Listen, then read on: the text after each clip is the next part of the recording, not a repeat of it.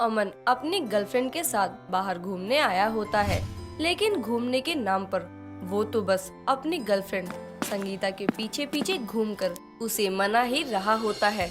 अमन संगीता से बोलता है, क्या यार संगीता, रुक तो जाओ, एक बार मेरी बात तो सुनो। अरे क्यों भागे जा रही हो? अरे रुको तो तुम। अच्छा, अब मैं भाग रही हूँ, अब तुम्हें इसमें भी प्रॉब्लम है। तुम ना ही मुझसे शादी कर रहे हो, ना ही अपनी माँ से मुझे मिलवा रहे हो। आखिर चाहते क्या हो? मुझे नहीं रहना तुम्हारे साथ। यार तुम समझ क्यों नहीं रही हो? मैं तुमसे अभी शादी नहीं कर सकता हूँ, मैं अपनी माँ के खिलाफ नहीं जा सकता। लेकिन तुम ऐसे भागोगी तो कुछ भी नहीं होने वाला है। कम से कम बैठकर बात कर लो। बात कर रही हूँ तुम्हारे साथ, यही बहुत है तुम्हारे लिए। और तुम हो कि शादी के लिए जब तक हाँ नहीं करते तब तक मैं नहीं मानूंगी। अब तुम्हें मुझे मनाना है शादी के लिए तो हाँ करनी पड़ेगी ना। अच्छा ठीक है, मैं शादी के लिए मान गया हूँ, जो तुम कहोगी मैं वही करूँगा। लेकिन अब तो रुक जाओ। अच्छा, तुम्हें ये लग रहा है ना मैं झूठ कह रहा हूँ? एक काम करो, तुम चलो मेरी माँ के पास, उनसे मिलवा देता हूँ तुमको। तुम झूठ तो नहीं बोल रहे हो ना? अरे यार विश्वास तो करो। अच्छा चलो एक काम करते हैं, पहले तुम्हारे घर चलते हैं। तुम कोई अच्छे से कपड़े पहन लेना, फिर वहाँ से तुम मेरे साथ मेरे घर चलना, मैं तुम्हें माँ से मिलवा दूंगा। ठीक है, तुम बोल रहे हो तो मान लेती हूँ, लेकिन अपनी माँ से मिलवा रहे हो इसका मतलब ये नहीं कि अपनी माँ के आगे उन्हें मनाने की जरा भी कोशिश ना करो। मनाना भी तुम्हारा ही काम है। संगीता अमन की बात मान लेती है और अपने घर जाकर अच्छे से तैयार हो जाती है। वहाँ से अमन आकर संगीता को अपने घर के लिए ले जाता है।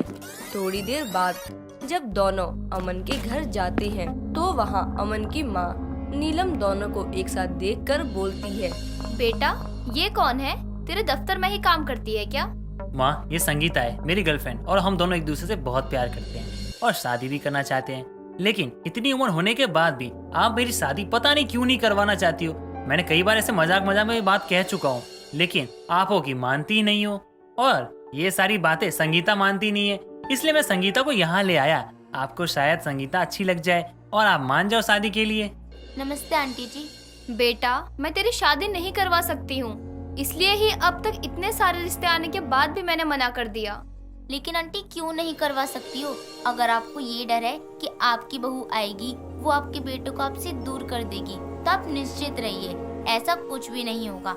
आप बस शादी के लिए हाँ कर दो। नहीं बेटा, ये बात नहीं है, बात कुछ और ही है। तुम लोग नए जमाने के हो, तुम मेरी बातों को समझोगे ही नहीं, इसलिए अब तक ये बातें मैंने किसी को नहीं बताई है। तुम बहुत अच्छी लड़की हो। लेकिन माँ लेकिन क्या? आपको संगीता अच्छी भी लग रही है और आप फिर मना भी कर रही हो। कम से कम हमें पता तो होना चाहिए ना, आपके मना करने का कारण क्या है? बताओ ना माँ, क्या बात है?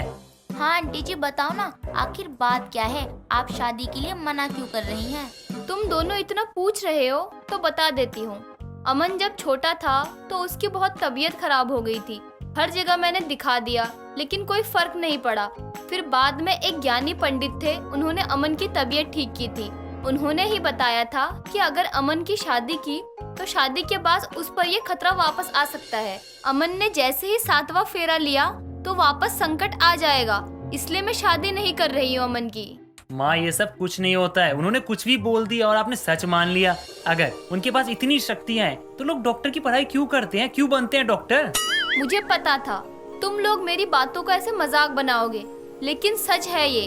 और मैं अपने अमन की जिंदगी को कोई खतरा नहीं ला सकती और अमन की शादी नहीं हो सकती है। आपका मतलब ये कि अमन की शादी 6 फेरों की होगी, 7वें फेरा लेते ही प्रॉब्लम हो सकती है? हाँ, मुझे पंडित की बोली हुई हर बात पर यकीन है, इसलिए मैं नहीं चाहती कि ऐसा कुछ हो। और 6 फेरों की शादी भी कोई शादी थोड़ी ना होती है, इसलिए मैंने आज तक अमन की शादी नहीं करवाई और ना ही आगे करवाऊंगी अमन की शादी। अब तो तुम दोनों को समझ आ गया होगा ना।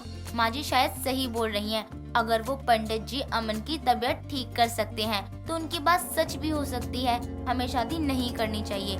अमन ये बात अब तुम भी समझ जाओ। संगीता तुम्हें तो माँ को समझाना चाहिए, लेकिन तुम भी माँ की बातों में आ गई। मैं नहीं मानता ये बात। और हाँ, तुम भी माँ को समझाओ, ना कि उनकी बकवास बातों में आओ। मैं जा रही हूँ। संगीता वहाँ से इतना बोलकर जाने लगती है और अमन उसके पीछे जाकर उसे रोकते हुए बोलता है, संगीता अब तक तो तुम्हें शादी करनी थी और अब अंधविश्वास में आकर ये बातें सुनकर तुम मना कर रही हो। तुम पीछे कैसे हट सकती हो? तुम अगर पीछे हट गई तो मैं माँ को कैसे समझाऊंगा? समझाना ही नहीं है, देखो, अगर हम माँ जी की बात को नहीं मानते तो उन्हें बुरा लगता, लेकिन मैं भी तुम्हारे बिना नहीं रह सकती, इसलिए हम दोनों शादी तो करेंगे, लेकिन माँ जी को केवल इतना ही बताएंगे कि हमने बस 6 फेरों की शादी की है, जिससे उन्हें भी संतुष्टि हो जाएगी और हमारी शादी भी हो जाए। संगीता की बात सुनकर अमन को भी सारी बात सही लगती है और वो मान जाता है। कुछ दिनों बाद दोनों मंदिर में जाकर शादी कर लेते हैं और अमन संगीता को घर लेकर आता है और अपनी माँ से बोलता है, माँ, हम दोनों ने शादी कर ली है, आप हमें आशीर्वाद नहीं दोगी क्या? तुम दोनों ने क्या किया? मैंने तुम दोनों को सब बता दिया था, लेकिन फिर भी क्यों की? और संगीता बेटा, तू तो समझदार है ना, फिर क्यों अमन की बात तूने सुन ली? हे भगवान, अमन के सारे संकट मुझे दे दो। माँ जी, आप परेशान मत हो, आपने बोला था ना, अगर अमन के 7 फेरे होते हैं तो खतरा होगा, लेकिन हमने केवल 6 फेरों वाली शादी की है और अब तो खतरा भी नहीं होगा ना। लेकिन 6 फेरों की शादी भी भला कोई शादी होती है? 7 फेरों की शादी को शादी माना जाता है। ये क्या किया तुम दोनों ने? ये सब करने से पहले मुझे बताना या पूछना तुम दोनों को जरूरी नहीं लगा? माँ जी, आपकी बात सही है, लेकिन आप हमारी बात भी तो समझो। अब देखो, हम दोनों एक दूसरे के बिना नहीं रह सकते हैं और शादी तो शादी है ना, 6 फेरों की हो या 7 फेरों की हो, बात तो एक ही है ना। अरे पागल लड़की, शादी कोई मजाक नहीं होता है। पूरे रीति रिवाज रस्मों के साथ 7 फेरों के साथ ही शादी पूरी होती है। ये क्या है 6 फेरों की शादी? शादी थोड़ी होती है, मजाक है क्या ये सब? माँ, आप क्यों इतनी चिंतित हो रही हो? पहले तो 7 फेरों वाली शादी से मना था ना, लेकिन हमने तो 6 फेरों वाली शादी की है, तो आप इतना क्यों चिल्ला रही हो? हे भगवान, ये 6 फेरों की शादी का मैं क्या करूं? नाक कटवा दी मेरी तुम दोनों ने, कहीं मुंह दिखाने लायक नहीं रही। अब तो लोगों को पता चलेगा तो वो भी मजाक बनाएंगे कि 6 फेरों वाली शादी हुई है मेरे बेटे की। माँ जी, ना ही आप किसी को कुछ बताने जा रही हो और ना ही हम बताने जा रहे हैं, तो दुनिया के बारे में सोचना ही क्या, उन्हें तो कुछ पता भी नहीं होगा। आप हमारी 6 फेरों की शादी को मान लो। ऐसे कैसे मान लूं? 6 फेरों की शादी भी कोई शादी होती है भला? जो इतने समय से रिवाज है वो क्या है? नीलम की बात का कोई जवाब दिए बिना ही दोनों कमरे में चले जाते हैं। कमरे में जाने के बाद संगीता अमन से बोलती है, माँ जी को ऐसे देख कितना बुरा लग रहा था। अगर हम उन्हें बता देते कि ये 6 नहीं 7 फेरों की शादी हुई है तो उन्हें और भी दुख होता, और 6 फेरों की शादी सुनकर अब भी दुख हो रहा है। लेकिन ये दुखी ठीक है, कम से कम 6 फेरों वाली शादी तो है। माँ कुछ ही दिनों में 6 फेरों वाली शादी को मान लेंगी। हाँ, माँ जी के लिए हमारी 6 फेरों की शादी ही सही है, क्योंकि उन्हें अगर हम ये बता देते कि हमने 7 फेरों वाली शादी की है तो वो अपनी तबीयत खराब कर लेती, पंडित जी की बात को सोच सोच कर। इससे अच्छा तो यही है ना कि झूठी सही, लेकिन माँ जी हमारी 6 फेरों की शादी को मान ले। संगीता और अमन दोनों झूठ बोल देते हैं कि शादी 6 फेरों की है और वक्त के साथ नीलम भी इस बात को मान लेती है, लेकिन उसके मन में ये सारी बातें खलने लगती हैं। फिर भी अपने बच्चों की खुशी के आगे वो 6 फेरों की शादी स्वीकार कर लेती है।